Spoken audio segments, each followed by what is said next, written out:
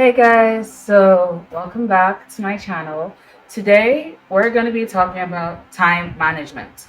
2026 is fast approaching, and that does mean that we need to definitely fix up a lot of things that we're struggling with this year so that next year we don't have to struggle with them anymore. And to me, I think one of the things that I see a lot of people struggling with the most is their time management. I have a lot of classmates in school, as since I go to a boarding school, right? We all live together. A lot of my classmates struggle heavily with managing their time so that they don't come out late and everything. And according to my school, anyways, and according to people who know me, I am really good at managing my time. So because of that, I thought that I'd give you guys a few tips and a few pointers to help you out with this so you can stop running late, because that's not a good look on you. And in 2026, we ain't gonna be late. So let's go.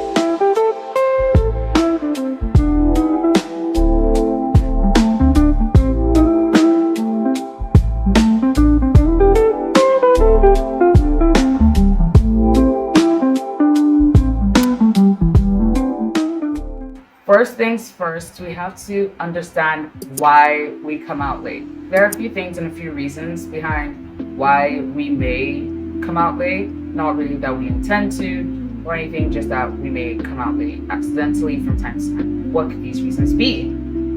Well, the first reason is that we feel like we have too much time. Yeah, that's right. A lot of the time we feel like we have more than enough time to get a task done. So, because we feel like we have a lot of time, we choose to laze around, we choose to not be too serious and everything. It's because of that whole feeling like there's more than enough time, which fools your brain into not thinking that there's no need to be urgent and everything with whatever task you're doing. So, you end up just lazing around, and at the end of the day, you don't really achieve what you want to achieve. Another reason could be our beliefs. A lot of people, they just have the belief that, oh, I'm bad with time, oh, I just can't manage my time well and everything. And it's these sort of beliefs that stop you from actually being able to manage your time, because whatever you believe in your head is what you're going to see in your life. If you keep on telling yourself, I can't manage time, you're going to be seeing that in your life. You're going to be late for meetings, you're going to be late for work, late for school. You're going to find it hard to sit down and do one task for a very long time. Another thing could just be misplacement of priorities. I know that sometimes when I do run out of time for tasks, I know that that is my issue. Sometimes I misplace my priorities, so I don't always get everything I want to get done. And that is one thing I plan on working on next year. The final point I have as to why we struggle to manage time would most definitely be the fact that we just have lifestyles and habits that don't help. It kind of aligns with the whole I feel like I have enough time thing, but not exactly. Because in this case, you have these certain habits and behaviors that they just kind of end up taking up your time. Like, let's say you enjoy chatting with chatbots. That's a hobby for you. That's part of your lifestyle. Every day, you're always going to chat with these chatbots. And no judgment here. If you want to do that, it's fine. I'm not going to stop you.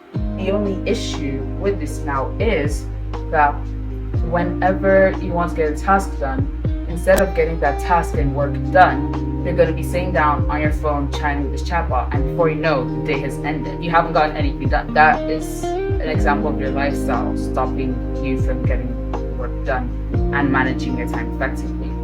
Okay, so now that we know what potentially causes us to not have enough time and what causes us to waste our time, what are some things we can do to manage our time? There are some things that I found useful in helping me manage my own time. Number one, and this is most probably the most important one of them all, set routines. Quite literally, you cannot, and I refuse to believe you if you say you can function really well without a routine. Honestly, I don't understand how somebody can say, oh, I work better when I go with the flow. I work better when there's no set structure. I don't like routines. Please, please, please, please, please. Shut up, okay? shut up and go and get yourself a routine. You need to have routines. So even if it's not for the whole day, because I know that sometimes we can't really plan out all these emergencies and stuff that come up during the day, at least have a fixed morning and night routine, and then have an idea of the list of tasks you want to do in the middle of the day and in which order you want to do them to just have a sense of direction. Number 2 is sort out your tasks in degree of urgency. So let's say you have a list of things you want to do, right? Here is a sample list. Let's say this is what you want to do in a day. You would organize this in the list of most important to least important. So the more important tasks will go at the top, the least ones at the bottom. So what does this tell you? The tasks that are important are the ones that you should do first. And then the ones that are less important, you do them after that, in that order to reach the least important task. This helps you because it enables you to maximize the amount of time you have with your task. Another thing you can do, especially if you're a student, is do homework that has farther due dates before the ones that have closer due dates. Sounds off? I know. The ones that have farther due dates, your brain starts telling you that, oh, I have more time to do, so I don't have to do it. And then you delay and delay and delay it till it's the night before it's due and you're rushing to get it done. And you won't do it the best, and you might not even finish. And you may end up getting a low grade, and you may end up failing good. And I can keep on going on and on and on about what happens when you do your homework the night before you're to submit it. So please get your homework done as soon as possible. If your teachers give you task or homework that is due the day after, do those one first. Then every day commit at least 10 minutes is okay to that project that has like a 2 weeks due date or a 1 month due date. Because when you do that, by the time you're now the night before you're meant to submit the homework, you would have already gotten almost 90%, if not 90, let's be a bit realistic here, 70% and above. You'd be done with your homework if you started from the day they submitted, they give it to you, and you do at least 10 minutes dedicated to getting that homework done every single day. Then you can do is the 80-20 rule. So this is where you do 20% of the tasks that give you 80% of the results. So let's say you're in a boarding school now, like me. 20% of the tasks that will help you get ready in the morning. Shower, have your corner room arranged, and dress up. Every other minute thing in between that you may do, like, oh, search for your stuff, get this thing out, do that, grab this, grab that. All the other stuff, they can help you come out on time. And yes, you can still come out on time when you do that.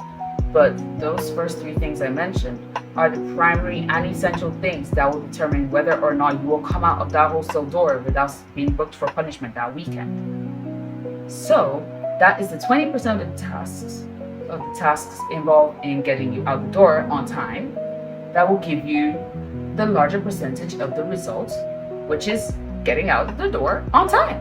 If you want to use this method, what you should do is take this task, look at the little subtasks under it, which is like little complements that make this what it is. And then what you're going to do is sort them out into the ones that will heavily change or alter the results you have if they go wrong. This next point is if you're working in a team or you're working on like a group project.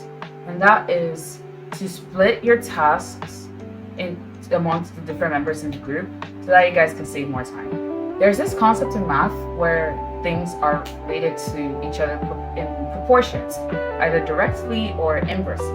In direct proportion, the more people you have, the more work you end up having to do, or the longer you have to do the work. Inverse, the more people you have, the less work you have to do and the less time it's going to take. That is basically what this point is all about.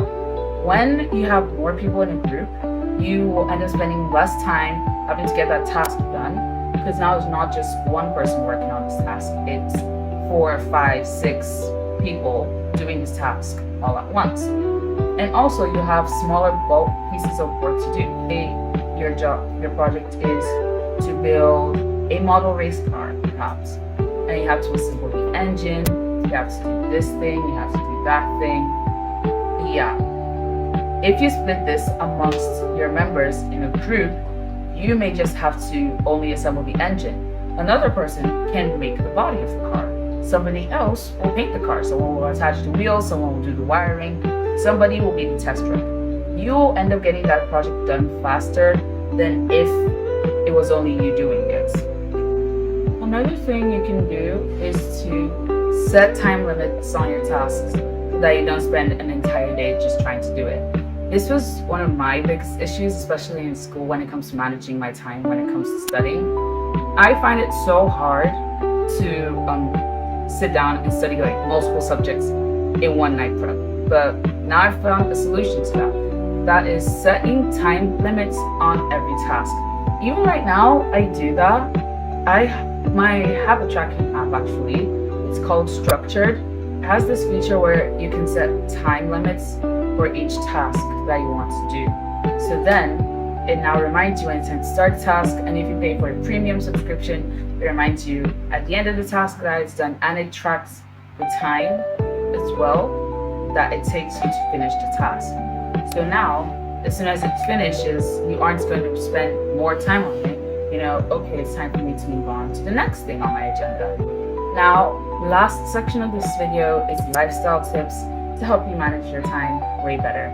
Because I remember at the beginning, I did say that one of the things that makes us spend a lot of time that we don't necessarily have to spend is quite indeed our lifestyle and our habits. So now I'm going to point a few habit changes you can make, and a few habits you can adopt, and a few lifestyle things that you can do just to help you manage your time better so you can go to becoming your most productive self. Number 1, fix your sleep schedule. Have a set time that you wake up and you go to bed, and try your best every single day to keep to it. For me, I wake up at 6 a.m. or I try to wake up at 6 a.m. In school, I normally have to wake up at 4, so yeah, that's been affecting me these days. But by standard, I try my best to wake up at 6 every morning and go to sleep at 10 every night. Now, the reason why is that when you have a fixed sleeping and waking time, your body learns how to optimize itself towards those time frames. So if you sleep at 10 every single night, your body soon learns 10 equals sleep. So when it starts getting close to 10 p.m., your body's going to start getting itself tired so that you're going to go sleep. And if you wake up at 6 a.m. every day, your body learns that 6 a.m. equals wake up. So now your body optimizes itself that every morning at 6 a.m. you're going to wake up. Isn't that crazy? That is quite literally so amazing that your body can do that without needing an alarm. And if only you could fix your sleep schedule, you could utilize this and have such better sleep quality and also get more tasks done. Because if it's set every day, you have the same amount of time every day to get your tasks done. So you don't have to fear that one day you don't have enough time because you woke up late. Because that doesn't happen. Another thing you can do is to kill doom scrolling. Let's all be real. Doom scrolling takes up so much time that we can use to get tasks done. Like quite literally, before I picked up my camera to start filming this, I actually was doom scrolling. So you need to kill your doom scroll. You need to end it, destroy it, burn it to a stake like a vampire, kill it. How can you kill it? There's a few things you can do instead of doom scroll. These are some of my favorites. Fold origami, that's Japanese art craft. Search it up online. There are quite a few websites that you can learn it from. I use Spruce Crafts. You could go bake, write, listen to music, argue with the ghosts in your room. Highly effective method. I would suggest you try it. You could go for a walk. You could go try new hobby or skill. You could start a YouTube channel, and anytime you feel like doom scrolling, go and record a video. Sound familiar? You can set some goals, you tidy your room, you can read a book. There are 101 things you can do. So drop the doom scrolling now and go and get something done. Another tip is to pick up productive habits. Now, your habits make or break your life, and they determine whatever life you're going to get in the next few years. So if a lot of your habits are more so negative, you're leading yourself to a more so negative life down the road. But that's okay. We can change it. And how are we going to change it? Easy. Swapping out some of these habits that aren't really helping us with habits that will help us. Like, instead of doom scrolling and scrolling first thing in the morning, you can wake up, do yoga, Pilates, meditation, or stretch in your room. Another thing you can do is change your breakfast choices. This is because your breakfast sets the tone for the entire day. If you eat something that makes you feel sluggish and meh, you're gonna have a very meh day. Your breakfast is quite literally the sole determiner of that particular day anyways, of whether or not you will have a good day or a bad day. It all starts from breakfast. If your breakfast is a cup of coffee, of instant coffee, even worse, and you're wondering why you're having a bad day, look at the breakfast. The breakfast is bad enough, and you're questioning why the day is bad. It is following the master. You know, follow the leader. It is following the leader. The breakfast, the leader is bad, so the rest of them will follow and be bad too. Eat good breakfasts, okay? It's your breakfast that's gonna give you energy to get your tasks done till lunch. So make sure you eat a really good breakfast. And that, my friends, is all my points on how you should manage your time better. I just have one last thing I want to add, and that is change your mindset. You can stick to time, you can be on time, and I know with the right tools and with the right skills and work ethic, you will be able to manage your time better. As always, my name is Reno. I hope you guys like this one. If you enjoyed this video, you know you can always check out my other videos. Also, I post on TikTok, Snapchat, Instagram as often as I can. All that will be linked in the video description below or in the YouTube channel description if you don't really want to bother yourself and look at the video description. Make sure you follow me there. I honestly love that for you guys.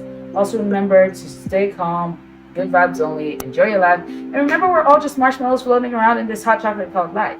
You know that. I love you, and I'll see you in the next one. Bye-bye.